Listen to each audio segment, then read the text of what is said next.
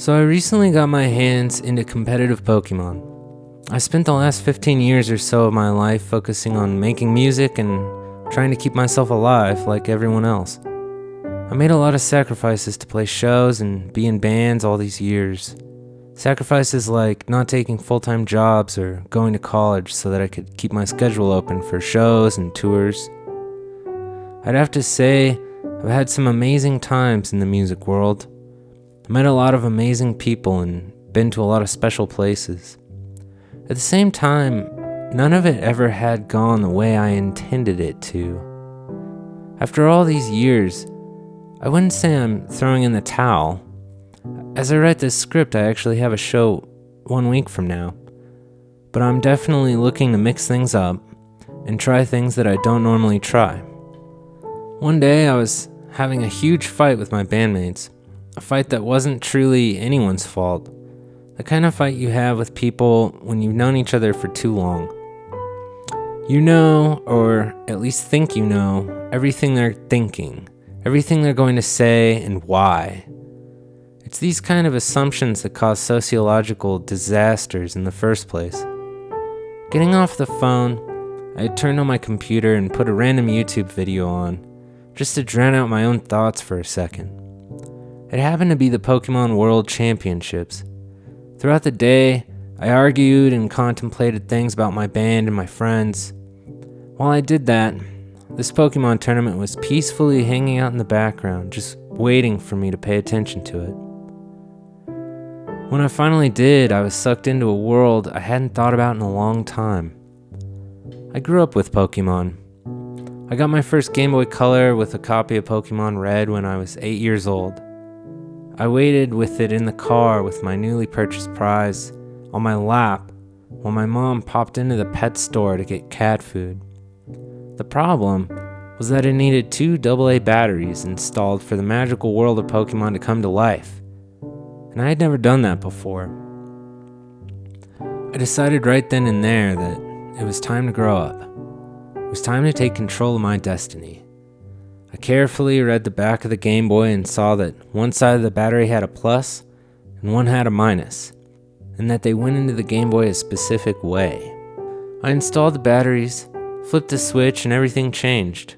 Little did I know that this moment would stay with me for the rest of my life, and that this game would be a companion of mine for decades to come, in one form or another. I put video games down when I was around 16 or so, when I started getting into music and girls. I didn't want my girlfriend to think I was a nerd for playing video games still. Those were for children. I always made secret time for Pokemon though.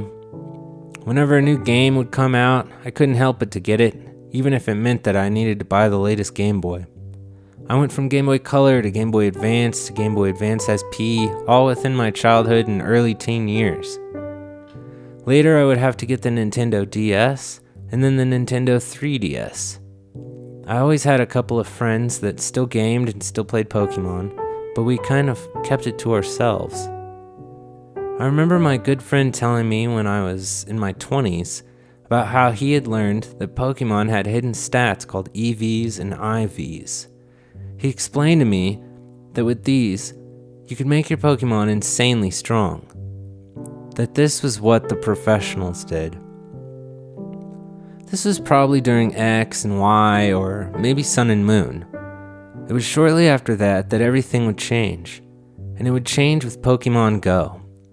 All of a sudden, everybody and their grandma would be playing and talking about Pokemon. It no longer was something we needed to hide, no longer something just for kids, even though we had always known it was more than that it deserved to be on the stage with things like chess. That day, fighting with my band and watching Pokemon Worlds, it all came back to me. I had even had a competitive team during Sword and Shield involving Vaporeon, Toxapex, Dracovic, Dragapult, and a few others. So I got back into it after all these years, deeper in than I had ever gone before. I learned about regulations, EVs, IVs, weather teams, stall teams, Perish Trap teams, watched like 100 Wolfie and Cybertron vids, went to a local cup and challenge doubleheader even. Got second to last in the challenge, and then fourth in the Cup. That's when I decided to go to regionals. There are challenges, cups, regionals, specials, internationals, and worlds. I wanted to try to go to as many of these events as I could. I had this dream of just suddenly everything clicking and getting to top cut at a regionals and just going with the flow, having people be blown away that I just started. The realistic side of me knew it would most likely be the other way around. I would likely be terrible at it and get mostly last, but if I could see new places, meet new people, and have fun, then that would have to be enough for me. Having not been on a vacation pretty much ever, I decided, screw it, let's go to Milwaukee Regionals and have some fun. So I did. I won my first game because my opponent was late by enough time to lose the first round, and I managed to beat him on the second round. We had 4 connection issues, so we were the last people playing, and we had a judge sit with us. I got really close to winning my second match, but I just couldn't pull it off. It became a trend to either lose the first 2 games immediately, or make it to the third match, but just never pull it off. I finally got my second win, round 7, against someone who scale shot into my stamina Archalodon, and generally seemed to not know what they were doing.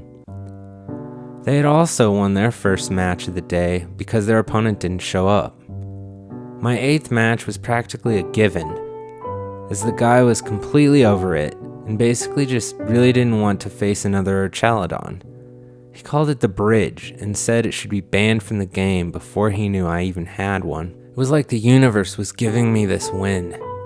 But sometimes, when you feel that way and you think about it too much, it's like breaking through the 4th wall, and so you end up losing. When I got back to the hotel, I went through my notes and saw that 5 of my matches could have easily been won by just 1 or 2 different choices. Going out 5-3 would have been amazing. It would have been huge encouragement for me. But sadly, that was not the reality. I was 2-6. Day 2, I was not playing, as anyone with 3 losses or more was dropped after day 1, so I slept in. I wandered around town some and finally got some decent coffee before heading to the convention center and watching the streamed matches until my taxi to the airport arrived at about 6 p.m. On the flight home, I ended up sitting next to 2 VGC players who were coming from the same thing as me. And we had a lot of fun passing the time talking about Pokemon and playing Pokemon Showdown. It was really nice to watch someone play and see how they thought about things. Anyone I've talked to about my 2-6 has been encouraging and told me to keep going, and that most people don't get any wins at their first time, and how truly difficult it is to make it to day 2, let alone top cut. Overall, I had a great time. There were definitely moments where I felt like, what the hell am I doing here? I'm such an idiot. But there were so many great moments too. When I got home, I couldn't help but think of how nice it would be to go again, and how I already missed it, and that truly meant something to me. The next week, I went to a local cup and got last place, with my only win being against a little girl who had an Archalodon named Badoo. But the people I met once again encouraged me to not give up and keep going. I feel like the mere idea of the journey wouldn't be even almost complete without attending an internationals, so I really am thinking about attending this year's internationals in New Orleans. Overall, I had a really good trip, and I'm really glad I did it. And I hope I can keep going.